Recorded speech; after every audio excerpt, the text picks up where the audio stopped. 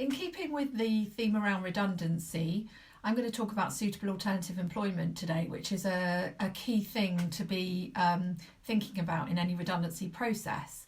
So during a redundancy process, anyone who is going to be made redundant, there's an obligation on the employer to attempt to seek out alternative employment opportunities for them within the business.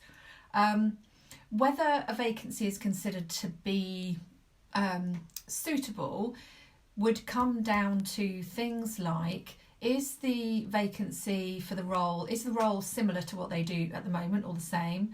Does it require similar skills and competencies? And are the conditions being offered around it similar, such as the pay, the hours, that sort of thing, the contractual terms? If a job like that does exist and you don't offer it, it could mean unfair dismissal.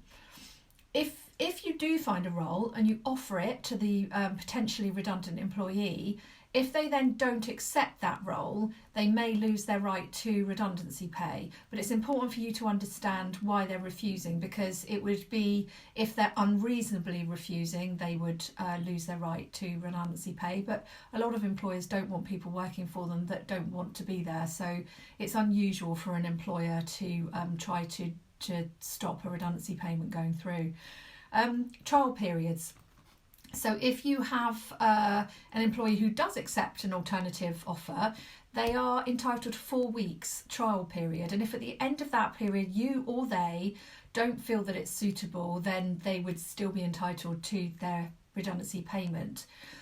The other important thing to consider is that during the notice period of anybody's redundancy, they do have a right to a reasonable amount of time off to look for other jobs or to upskill themselves or retrain for that would help them get another job. So all of those things are important to consider in a redundancy process, and I'll be talking more about other elements of the redundancy process as we go forward and as I have been. Have a good day. See you soon.